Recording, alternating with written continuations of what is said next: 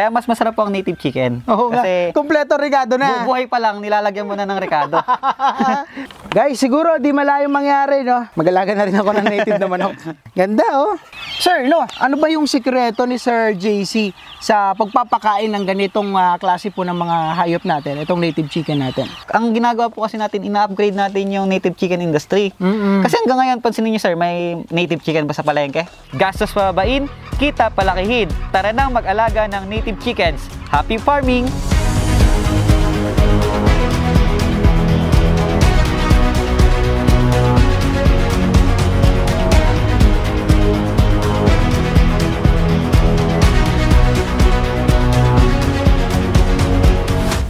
Sir, no, ano ba yung sikreto ni Sir JC sa pagpapakain ng ganitong klase po ng mga hayop natin, itong native chicken natin? Dito po sa native chicken production po natin, moderno na po siya and then nagkaroon po ng mga innovation. So isa po sa sikreto kung bakit nag-a-arrive po tayo sa mas mababang presyo ng manok para mas mabilis pong ma-dispose. And then isa po sa pinakasikreto is yung sa patuka.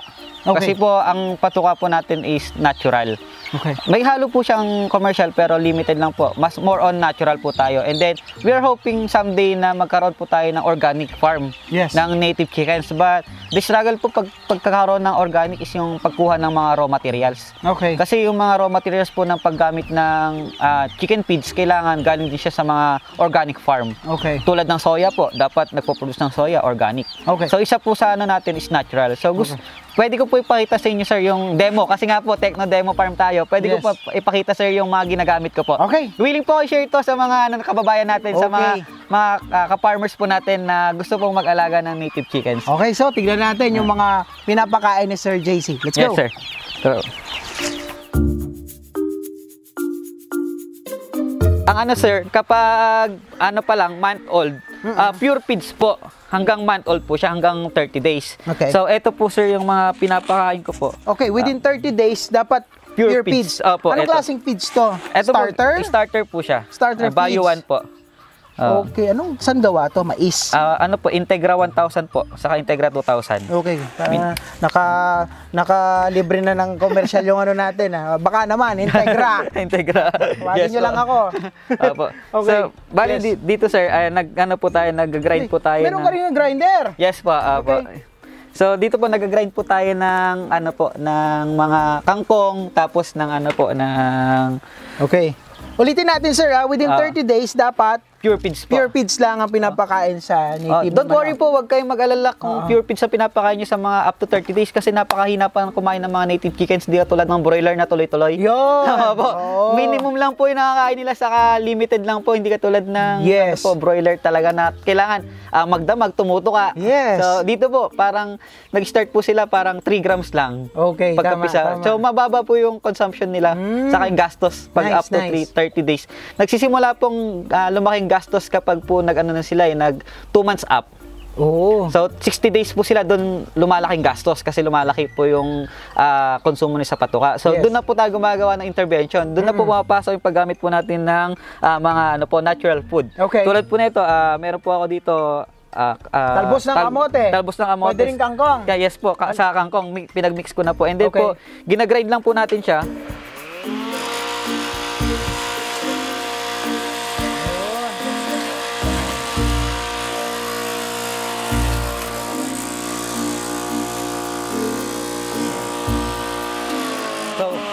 Ito po.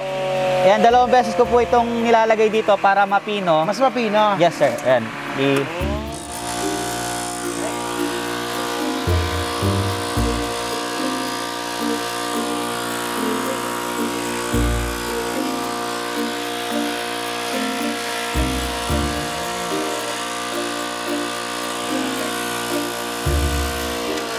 Ayan.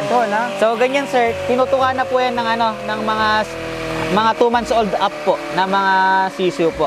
Oo. So parang binigyan mo rin sila ng gulay. Yes sir. Parang yung mga bata pag kumain ng gulay, habang buhay. Yes sir. Ito po, tapos na tayo magpatuka ng ano po natin, ng mga nasa brooder. So punta po tayo sa mga ano po, breeder. Sa breeder po ganun din ang ginagawa natin. Okay.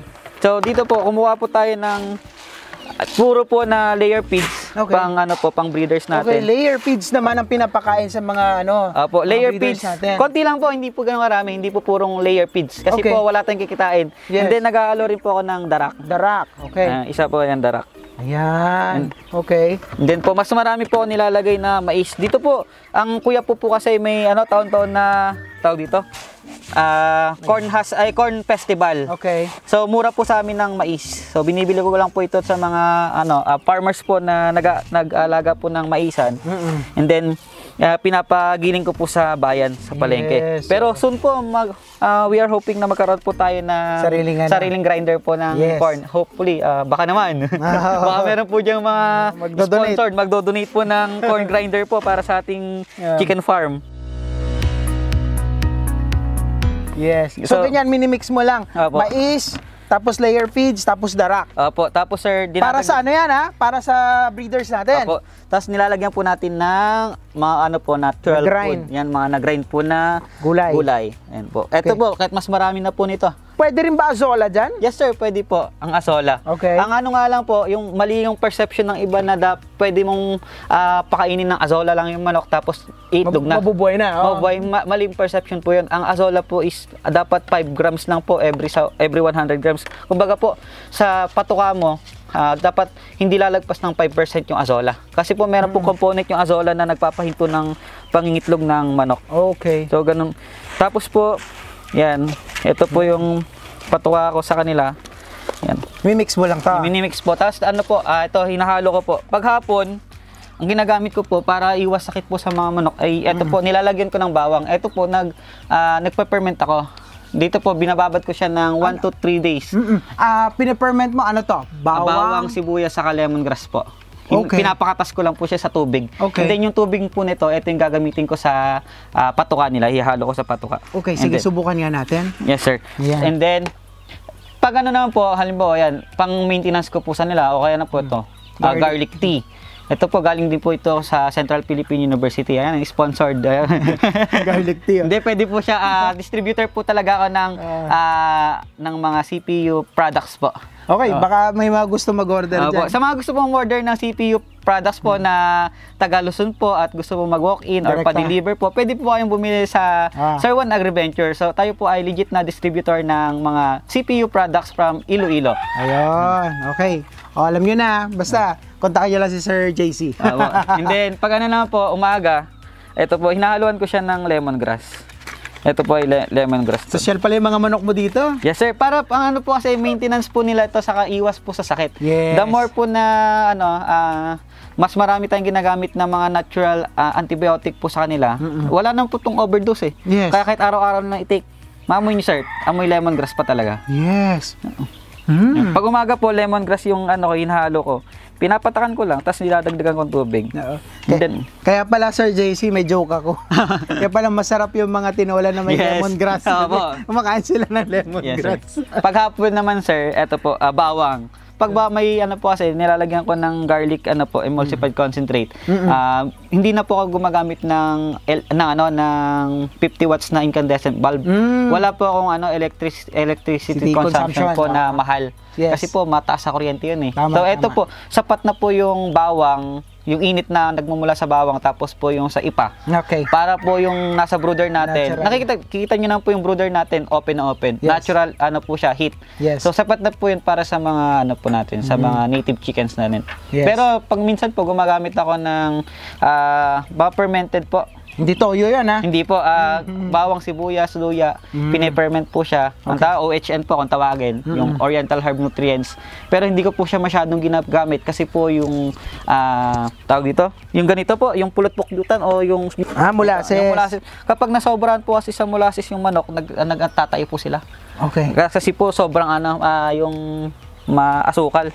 So, ganun lang po. So, minimix mo lang dyan. Minimix ko po. So, hindi ko...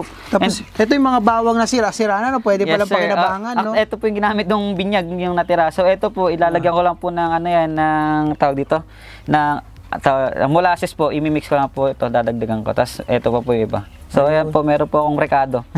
Kaya mas masarap po ang native chicken. Oo nga, kompleto regado na. Bubuhay pa lang, nilalagyan mo na ng rekado. So, ayan na guys, maliwanag, May bawang, may sibuyas. Kaya tama yung sinabi ni Sir JC. Masarap yung native chicken. Opo, yes sir. Okay, so yan yung ano mo, yung pinapapakain natin. Yes sir. Okay. Sa mga breeders po natin, saka sa mga month-old up po.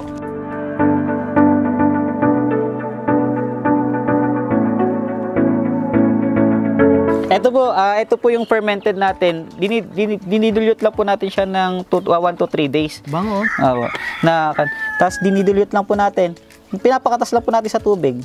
And then po, ito yung halo natin sa feeds. Para po may natural na siyang gamot. Galing, no? Ito po yung mga paraan sa yung mga diskarte ko po para mas ano po. Na-share mo na, no? Opo, para po yung mura po yung patuka, tapos iwas sa mga namamatay na manok. Alam mo, Sir JC, alam ko, ang akala ko, nung mag-aalaga ng native na manok, basta mapakain mo lang, pwede na. Opo, ayun naman po, pwede naman po yun. Wala naman pong masama sa ganun po kasi yun nakagawian natin. Pero ang ginagawa po kasi natin, ina-upgrade natin yung native chicken industry. Kasi hanggang ngayon, pansinin niyo sir, may native chicken ba sa palengke? Wala, di ba po? Bibihira. Kaya po ginagawa natin, ang po natin sa ating modern tech na demo farm is may paraan para maiwasan yung mortality na mataas, tapos mabawasan yung patuka. Kasi ang ginagawa po natin sa natural ay sa ano, yung sa tawag na bahala ng system is kung ilan matira, yun na eh. Oo. Hanggang ma-harvest. Ako po, may Hindi mapipisa ako na 200 plus. Dapat yung 200 plus na yun, buhay. Yes. Hindi pwede na kung ilan lang matitira, yun na yung kakatayin. At ma-dispose. Yun ang ma-dispose. Hindi po ganun yung paraan natin. Kaya po, yun ang diskarte po natin. And na po guys, pinapakain ni Sir JC ngayon yung pinaghalo-halong mais, di ba? Tapos yung grenine na kangkong or kamote, talbos ng kamote. Tapos may darak. Tapos may parang na-dilute na ano, na water, no? Opo. Na may kasama na pong natural herbs. Ayan. Kagandahan po kasi pag may natural herbs, iwas po sa ano sa sakit yung mga manok. Yes. Pasubok nga rin. Sige sir. Maging... Tsaka ano po, kumbaga napaka-easy lang po. Pag umaga, ganyan po, prepare lang ako. Tapos papatuka, tapos iwan ko na sila ulit. Sasabay na rin, no? Alugbati, baka pwede rin ilagay dito. Pwede sir. Lahat naman po ng ano, lahat po ng mga halaman, gulay po. Pwede tapos po. Yung mga ano, di ba yung mga nabubulok na repolyo sa palengke, pwede ba yun? Yes sir, pwede po. Ayan. Yeah. Pwede na ba mga kabidyo? Magpa-farm na rin ako. Try ko, matukan nyo yung kamay ko ha. Relax lang kayo, relax. Lahat mabibigyan. Ang matrabaho po kasi sa pagpapatuka is yung pagre-refill talaga ng tubig, lalo pag marami po tayo. At least hindi mo na problema yung pagre-refill. Opo, di na po sana may patubigan na sila. Okay.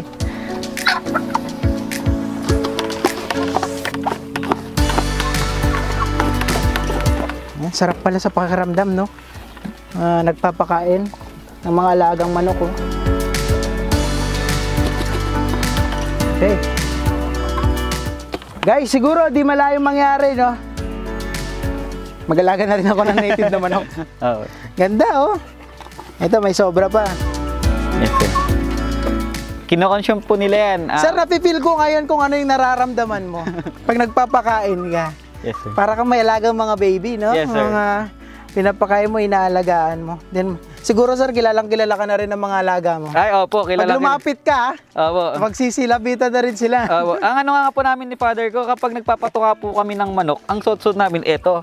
Kasi napapamilyar po yung manok, hindi sa itsura ng tao, kundi sa kulay ng suot. Di ba red din? Colorblind din ang mga ano? Yes po. Kung ano yung nakikita nila na kulay, yun lang din yung natatandaan nila. Yes. Kaya po yun. Ayun. Ayan, yung tapos yung sobra. Dinadagdag ko na lang po. Ayan. Halos parang walang natitira dyan, sir, no? Opo, wala po. Maubos yan. Sagana sila, guys, oh. Punong-puno. Tapos hapon po ulit, papatukan ko sila. Okay. Parang ano po. Pero ito, merienda na nila to kasi nagpakain ka na kanina. Opo, nakan. So, ayan, sir. Tapos kakainin nila hanggang mamaya po mauubos po yan pag trip na naman nilang kumain. Tapos pag ano po maglalaro na naman yung mga manok na yan po. Yes. Tapos mangingitlog. Okay. So ganoon lang po siya umiikot. Araw-araw po ang ginagawa. Ang ganda ng sistema ni Sir JC dito sa kanilang farm, no? Na talaga namang love na love niya ang kanyang mga native na mga manok.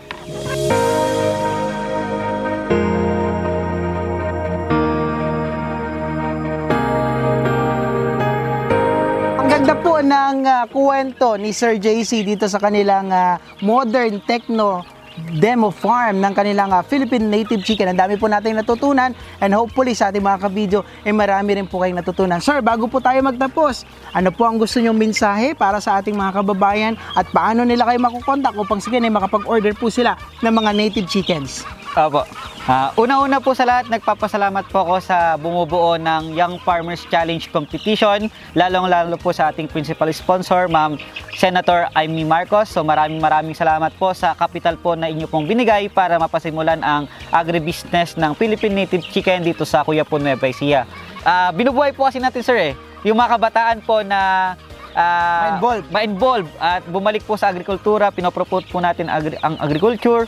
So pwede po kayo ulit mag-apply and join the Young Farmers Challenge, and the government will give you assistance po para sa inyong kapital. And then po sa mga magsasaka po, mga farmers po na nahihilig po sa agrikultura, so you can duplicate, you can replicate, and pwede po kayong bumisita dito sa ating Techno Demo Farm ng Philippine Native Chicken.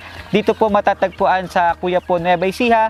At pwede po kayo umorder, magpa-reserve po ng mga Philippine Native Chicken. So, just contact po ang aming Facebook page, Sir Juan Agriventure, or message us on 0995-722-266 para po makabili po kayo ng mga native chicken breeders po natin, or pwede rin pong pang dress na pang ano po natin, pangkatay natin ng mga native chickens. So muli po, ako po si Giancarlo B. Abidosa ng Sir Juan Agriventure, nagsasabi, gastos pababain, kita palakihin. Tara nang mag-alaga ng native chickens. Happy farming! Napakaganda naman nun, Sir JC, no? Kaya naman tayo po nagpapasalamat kay Sir JC sa pagbibigay niya po sa atin ng opportunity na mabisita ang kanyang farm at ma-share ang kanyang kwento, no, sa larangan po ng pag-aalaga ng mga Philippine native chickens. Kaya naman sa ating mga kabidyo dyan na may natatanging kwento at may farm na gustong ipa-feature sa atin, pwede kayo mag-message sa ating Facebook page, Abidjo Stories. At kaya naman, huwag kakalimutan na i-like at i-share ang video na ito. At the same time, pwede rin po kayo mag-subscribe sa ating YouTube channel for more videos and stories. So once again, I am Art Sinovago, the content creator of Abidjo Stories. Always remember, tuloy-tuloy lang ang pag-angat. Keep rising mga kabidyo. Sir, okay? Maraming salamat at bye!